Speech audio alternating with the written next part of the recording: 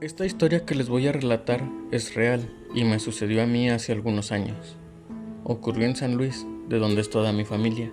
Nosotros vivimos en un pueblito a varias horas de distancia de la ciudad.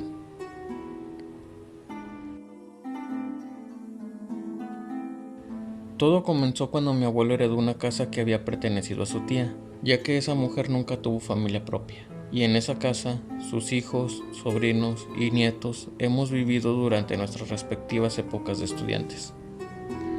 Era una casa antigua hecha de adobe y con techo de madera. Se usaba un boiler de leña y en el centro de la casa había un patio con una fuente y unas hermosas jardineras. Ahí estaba también el lavadero y el tanque de agua. El nombre de la dueña anterior era Doña Sara y había fallecido por causas naturales en su habitación. Y como vivía sola, cuando esto sucedió, nadie se dio cuenta hasta varios días después, cuando una vecina iba a visitarla. De hecho, la cama donde murió todavía está guardada en uno de los cuartos de la casa. Era de esas camas antiguas muy grandes, de madera muy bonita. Llegué a vivir ahí en el año del 2010, cuando empecé a estudiar la facultad. En esa época también vivían ahí una tía con su hija y otros 4 primos. Desde el primer día que llegué sentí el ambiente muy pesado. Era como si al momento de entrar algo se pegara a tu espalda, como si alguien te estuviera observando, pero conforme pasaron los días me iba acostumbrando. Yo pienso que fue porque desde chico escuchaba platicar a mis tíos que cuando ellos vivieron ahí, en sus tiempos de estudiantes, vivieron cosas extrañas como que se caían las cosas o se cerraban las puertas de forma brusca. Incluso llegaron a decir que por las noches veían a una señora de blanco caminando por la casa.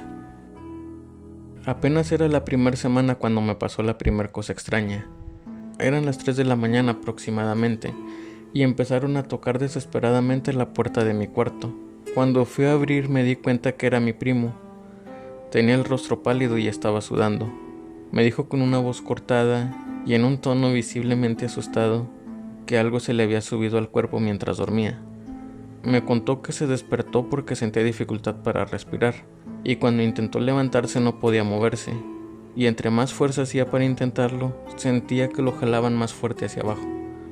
Cuando al fin pudo levantarse corrió hacia la puerta, batalló para abrirla por el miedo que tenía, pero cuando al fin consiguió salir del cuarto vio la figura de una mujer encima de su cama que lo veía enfurecida. En la casa había una foto de la difunta señora Sara. Era una foto de esas antiguas, ovalada y grande, donde la señora salía muy bien arreglada. Estaba en un altar que habían puesto a un lado de la puerta de mi habitación.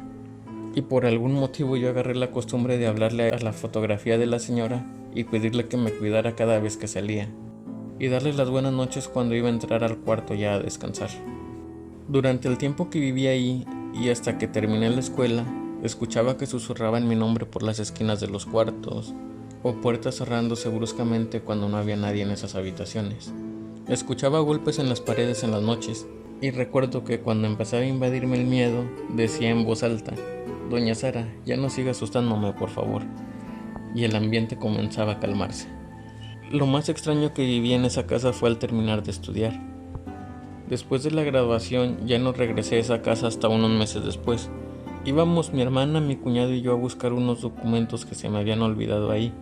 Al momento de entrar a la casa, se fueron apagando todos los focos uno por uno. Las puertas se cerraron y se sentía un ambiente muy tétrico en el lugar. Fui hasta el retrato de Doña Sara para persignarme y le dije: «Doña Sara, perdóname por haberme ido sin despedirme. Solo vine por unos papeles y le prometo que ya no voy a volver a molestarla». Después de eso recé unos salmos y poco a poco se fueron encendiendo las luces de la casa y se abrieron las puertas. E inmediatamente nos pusimos a buscar los papeles para irnos de ahí. Y bueno, hasta la fecha he cumplido mi palabra, ya que no he vuelto a casa de Doña Sara. Pero de vez en cuando rezo en las noches para que Doña Sara pueda descansar en paz y que los que siguen habitando esa casa también puedan estar tranquilos.